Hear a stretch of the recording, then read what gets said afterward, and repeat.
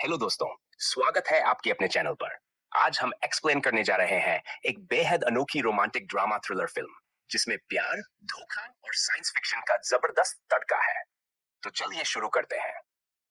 कहानी शुरू होती है एक सुपरमार्केट से, जहां हमारी लीड किरदार आरिस दिखाई देती है। वहीं पर एक लड़का जोस उसकी तरफ आकर्षित होता है।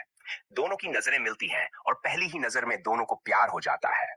धीरे धीरे दोनों एक दूसरे के करीब आते हैं और एक दिन जोस आरिस को अपने दोस्तों से मिलाने ले जाता है। वहां हम जोस की दोस्त कैट और बाकी के दोस्त पैट्रिक, इलाई और सरगे को देखते हैं। घर असल में सरगे का होता है, जो कैट का बॉयफ्रेंड है। लेकिन जब सरगे की नजर आरिस पर पड़ती है तो उसके मन में भी कुछ गलत ख्याल आने लगते हैं।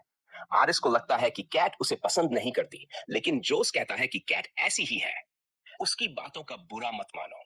सब लोग आपस में बातें करते हैं और पैट्रिक और इलाई अपनी लव स्टोरी शेयर करते हैं।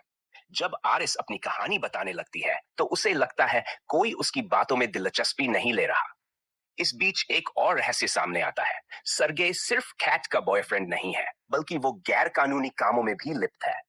कैट कहती है कि सरगे के पास सब कुछ है, एक खूबसूरत बच्चा भी है, लेकिन फिर भी वो सिर्फ उसके मूड के हिसाब से उसे इस्तेमाल करता है।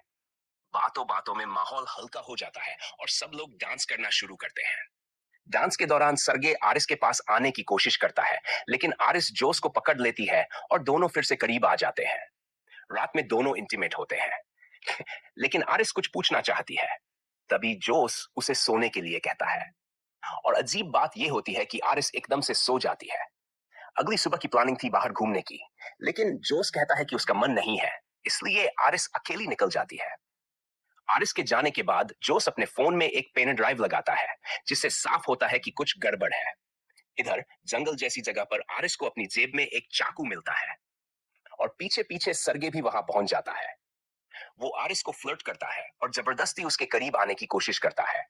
वो कहता है, तुम मेरे गेस्ट हाउस में हो, थोड़ा टाइम मेरे साथ बिताना तो बनता है। वो आरिस को सनस्क्रीन पकड़ाकर अपनी पीठ पर लगाने को कहता है और फिर उसका हाथ पकड़ लेता है। सरगे कहता है, कैट ने परमिशन दी है और तुम तो इसी काम के लिए हो। इसके कुछ ही समय बाद हमें एक चौंकाने वाला दृश्य देखने को मिलता है। आरिस खून से लथपथ दिखाई देती है। वो जोश से कहती है, मैंने उसे रोका, लेकिन वो नहीं रुका। वो मेरे साथ जबरदस्ती करना चाहता था। उसने मेरा गला घोंटने की कोशिश की, इसलिए मुझे उसे मारना पड़ा। जोस फिर वही शब्द कहता है, सो जाओ, और आरिस फिर से एकदम से सो जाती है। अब दर्शकों पर बड़ा रहस्य खुलता है। आरिस एक इंसान नहीं बल्कि एक रोबोट है। अब जोस और उसके दोस्त आरिस को रस्सियों बिल्कुल नहीं दिया गया है। जोश आखिरकार आरिस को सच बता देता है। वह गंभीर होकर कहता है, तुम इंसान नहीं हो, एक रोबोट हो। तुम्हारी सारी यादें, तुम्हारे इमोशंस, ऑल प्रोग्राम्ड। वह अपना फोन निकालकर उसे कंट्रोल करता है ताकि आरिस को यकीन हो जाए कि वह सच कह रहा है। लेकिन आरिस उसकी बातों पर यकीन नहीं करती।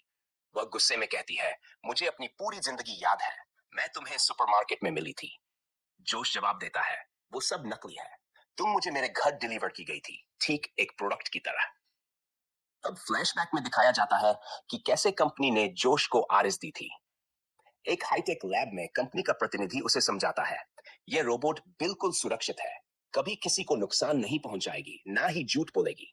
आप इसे अपनी मर्जी के मुताबिक कस्टमाइज कर सकते हैं और जब चाहे कान के पीछे थंब स्कैन करके इसे रीसेट कर सकते हैं। जोश धीरे धीरे आरिस के अंदर लव फीलिंग्स डेवलप करता है। आरिस को लगता है जोश उसका बॉयफ्रेंड है और वह उससे पूरी तरह जुड़ जाती है।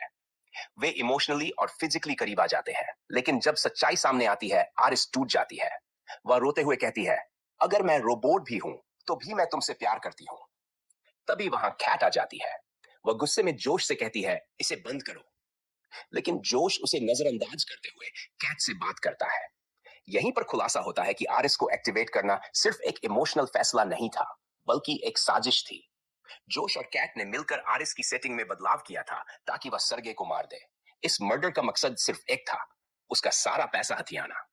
अब आरिस इस सच्चाई से हिल चुकी है, लेकिन वह चुप नहीं रहती। वह पास पड़े चाकू की ओर बढ़ती है। जब जोश उसे बंद करने के लिए पास आता है, आरिस गुस्से में उसे जोर का घूंसा मारती है। कैट यह सब देखती रह जाती है। आरिस जोश का फोन उठाती है और वहां से भाग जाती है। इसके बाद जोश अपने तीसरे साथी इलाई से मिलता है और सब कुछ कबूल करता है। हमने उसकी प्रोग्रामिंग से छेड़छाड़ की थी, ताकि सरगे मरे और पैसा हमारा हो जाए। इलाई कहता है, फिर हिस्सा पैट्रिक का भी बनता है। जोश हैरानी से पूछता है, पैट्रिक का कैसे? ये कहानी अपने अंतिम मोड़ पर पहुंच रही है और अब एक के बाद एक चौंकाने वाले खुलासे सामने आने लगते हैं। जब पैट्रिक, जो अब तक इंसान माना जा रहा था, खुद यह खुलासा करता है कि वह भी एक रोबोट है, तो सब कुछ बदल जाता है। उसने खुद ही यह सच्चाई जान ली थी, लेकिन फिर भी वह आरिस और इलाई के लिए वफादार बना रहा। तीनों ये तय करते हैं कि जो पैसे उन्होंने चुराए हैं उसे 3 हिस्सों में बांट लेंगे। लेकिन उन्हें इससे पहले आरिस को ढूंढना था, ताकि उसकी सेटिंग्स को फिर से रीसेट किया जा सके, जिससे पुलिस को उन पर शक न हो। दूसरी ओर आरिस जोश का फोन लेकर खुद ही अपनी सेटिंग्स चेंज कर रही होती है। वह अपनी इंटेलिजेंस को टोपन्स कर देती है और अब सोचने लगती है कि इस जंगल से कैसे निकला जाए। उसे पता होता है कि अगर वह चुपचाप जोश की कार तक पहुंच जाए तो फोन की मदद से कार को खोल सकती है और आराम से भाग सकती है। लेकिन तभी पैट्रिक और इलाई वहां पहुंच जाते हैं। यहाँ एक और सच सामने आता है। पैट्रिक को पहले से ही यह पता था कि वह एक मशीन है। फिर भी वह इलाई से कहता है, मैं तुम्हें अब भी उतना ही प्यार करता हूं जितना पहले करता था। मेरी तुम्हारे साथ बिताई गई पहली यादें मेरे लिए सच है। इलाई भी उससे अपने प्यार का इजहार करता है। तभी अचानक जोश का फोन बजता है, जिससे इलाई को पता चल जाता है कि आरिस आसपास ही है। आरिस भागने की कोशिश करती है, लेकिन वह पैट्रिक और इलाई सेट करा जाती है। तीनों मेगन को लेकर फाइट शुरू हो जाती है। इसी दौरान इलाई को गोली लग जाती है। आरिस मौका देखकर भागती है और जोश की कार में जाकर बैठ जाती है। कार बिना जोश की वॉइस कमांड के स्टार्ट नहीं हो सकती। अब आरिस अपनी आवाज को जोश जैसी बनाने की कोशिश करती है। बाहर जोश एक पत्थर से कार का शीशा तोड़ने की कोशिश करता है। तभी कार स्टार्ट हो जाती है। आरिस वहां से निकल जाती है। जो जल्दी से अंदर आता है और सरगे का फोन ढूंढने लगता है। वह सरगे के फोन से पुलिस में अपनी कार चोरी की शिकायत दर्ज करता है। तभी कार साइड में जाकर खुद बंद हो जाती है और लॉक हो जाती है। अब वो आरिस को फोन करता है और कहता है, बेबी, अभी भी देर नहीं हुई है, तुम वापस आ जाओ, हम सब कुछ ठीक कर देंगे, हम सारा इल्जाम पैट्रिक पर डाल देंगे। लेकिन आरिस अब पहले जैसी नहीं रही। उसकी इंटेलिजेंस 60% हो चुकी है और वह जोश के बहकावे में नहीं आती। वह उसे साफ कहती है कि तुमने मुझसे मर्डर करवाया है, और वह हमेशा के लिए उससे रिश्ता तोड़ देती है। अब जोश पैट्रिक के पास जाता है और इलाई के अंगूठे के निशान से उसे रिसेट करता है। फिर वह पैट्रिक को अपनी कमान से लिंक करता है और पैट्रिक की नजर में अब जोश ही उसका मालिक बन जाता है। इसके बाद वह पैट्रिक की सेटिंग्स में जाकर उसका एग्रेशन लेवल 60% कर देता है। जोश उसे आदेश देता है कि जाओ और आरिस को ढूंढो। उधर आरिस कार का शीशा तोड़कर बाहर निकलने की कोशिश कर रही होती है। तभी वहां पुलिस पहुंच जाती है। पुलिस वाले को देखकर वह अपनी भाषा बदल देती है, ताकि वह झूठ बोलने के बजाय सच्चाई को किसी दूसरी भाषा में बता सके। वह जर्मन भाषा में पूरी घटना बताती है, लेकिन पुलिस वाला कुछ समझ नहीं पाता। पुलिस वाले की नजर कार में पड़े चाकू पर जाती है और वह आरिस को गिरफ्तार कर लेता है। लेकिन तभी पैट्रिक वहां पहुंचता है और 40% अग्रेशन के कारण उस पुलिस वाले को मार डालता है। फिर वह जोश के फोन से आरिस को भी बंद कर देता है। इधर कैट अपने घर के बाहर एक पुलिस कार को रुकते हुए देखती है। उसमें से पैट्रिक उतरता है और पीछे की डिक्की में उस पुलिस वाले की डेड बॉडी होती है। ये देख कैट डर जाती है और भागने लगती है, लेकिन जोश के आदेश पर पैट्रिक उसे भी मार डालता है। अब कहानी अपने सबसे खौफनाक मोड़ पर पहुंचती है। जोश अब आरिस को एक टेबल पर बैठाकर उसके सामने खाना रखता है। उसने उसे फिर से एक्टिवेट कर दिया था। वह कहता है, मुझे नहीं लगा था कि तुम इतना कुछ कर जाओगी। इलाई और कैट की मौत तुम्हारी वजह से हुई है। आरिस जवाब देती है, तुम मुझ पर यह सब इल्जाम नहीं डाल सकते। मैंने ऐसा कुछ नहीं किया। यह सब तुम्हारे ही कारण हुआ है। तुम एक बहुत बुरे इंसान हो जो खुद को भगवान समझता है। तभी जोश अपने फोन से उसकी इंटेलिजेंस को 0 कर देता है और कहता है, अगर तुम कहती हो कि तुम्हें दर्द महसूस होता है तो चलो टेस्ट करते हैं। वह आरिस का हाथ जलती हुई मोमबत्ती के ऊपर रख देता है। वक्त जब जोश को कंपनी से कॉल आता है। कंपनी वाले रोबोट लड़की आरिस को वापस लेने के लिए आ रहे थे, लेकिन तभी एक बड़ा हादसा हो जाता है। एक एक्सीडेंट में आरिस का हाथ पूरी तरह जल जाता है। ये देखकर जोश डर जाता है और अपनी सच्चाई छुपाने के लिए एक भयानक कदम उठाता है। वह कैंडल बुझाकर आरिस के हाथ में गन थमाता है और उसे ऑर्डर देता है, खुद को शूट करो। आरिस, जो प्रोग्रामिंग के अनुसार ऑर्डर को मानने के लिए बाध्य है, बिना सवाल किए खुद को गोली मार लेती है। कुछ ही समय बाद कंपनी के लोग वहां पहुंचते हैं। उनके साथ पैट्रिक भी है, जो खुद को एक पुलिस वाले के रूप में पेश करता है, उसी पुलिस वाले का चेहरा जिसने कभी उसे मारा था। कंपनी वालों को उसका चेहरा कुछ जाना पहचाना लगता है, लेकिन वे पहचान नहीं पाते। वे बस आरएस को वापस ले जाने का काम करते हैं। बाकी जांच कंपनी हेडक्वार्टर में होनी थी।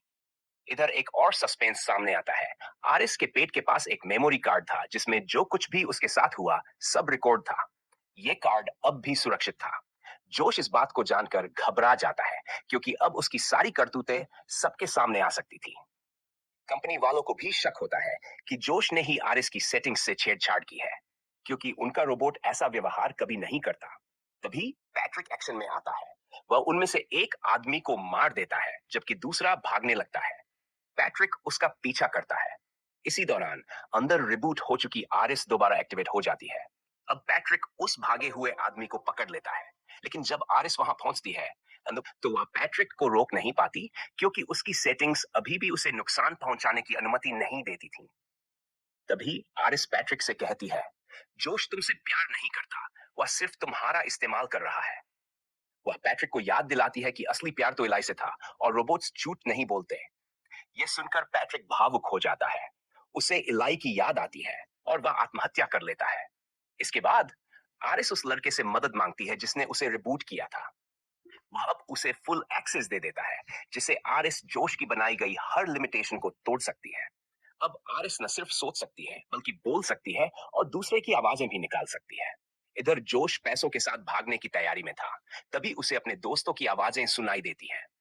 ये आवाजें असल में आरएस निकाल रही होती है। एक तरह से साइकोलॉजिकल हमला।